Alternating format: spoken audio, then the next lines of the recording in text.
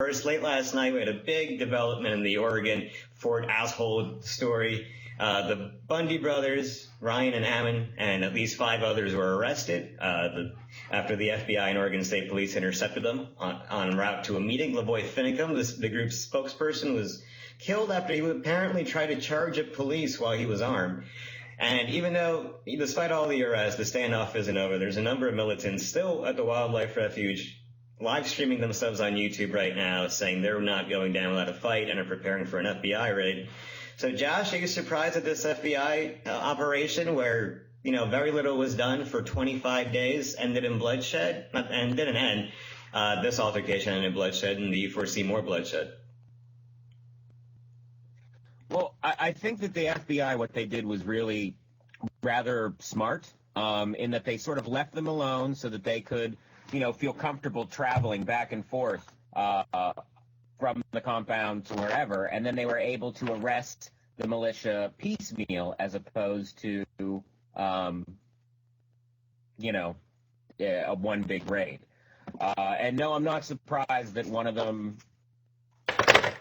Okay, well, we lost Joshua.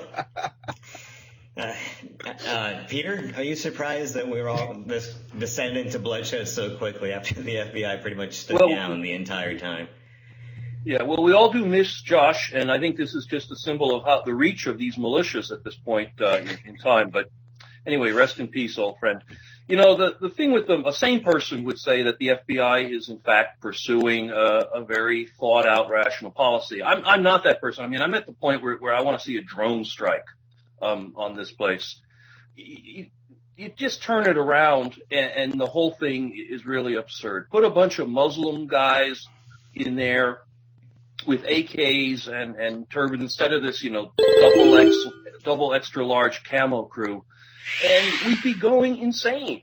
Donald Trump would be launching his own head against the side of the building trying to get these guys out. But the fact that they're Caucasian crazy people simply gives them a free pass. I think the government needs to consider that. I get the strategy, and it's not the dumbest thing by itself, but it sets an awful precedent and sends a terrible message to the country that, some people are more equal than others.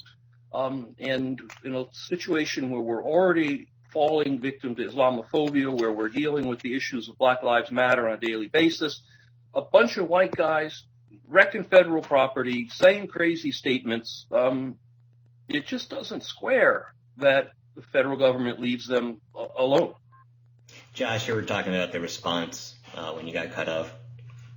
Yeah, sorry about that. Well, I'm just saying that given the disasters at Ruby Ridge and Waco, I think that the way that they handled this was clever. And honestly, I feel like their hand was forced. I think they moved more quickly than they were ready because of, the calls from the Oregon state government to crack down and to make something happen. I think the FBI knew that they wanted to have an altercation, and that they were trying to, since, again, it's not as if anyone was in danger, that they decided to act now. And I'm frankly surprised that it was just one person killed so far, and we'll see what happens at the actual refuge once they, try to finally shut this down for good. I thought it was smart for them to wait until, the leaders left and, you could just cut them off on the road, but they've been leaving frequently. I mean, all these guys have been showing up elsewhere. Eric, why didn't they do this before? Why did they take 25 days? Well, to answer my question with the departure of Josh, I don't know why they didn't do it sooner. It is strange that they just picked this random date.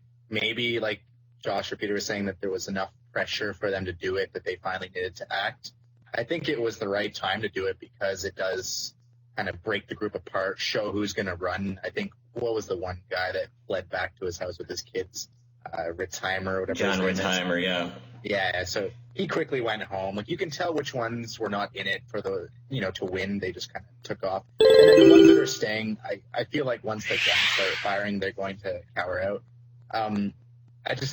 I still stand in the camp that besides Lavoy Finicum, the majority of them are not in this when it gets violent. They're just going to back off.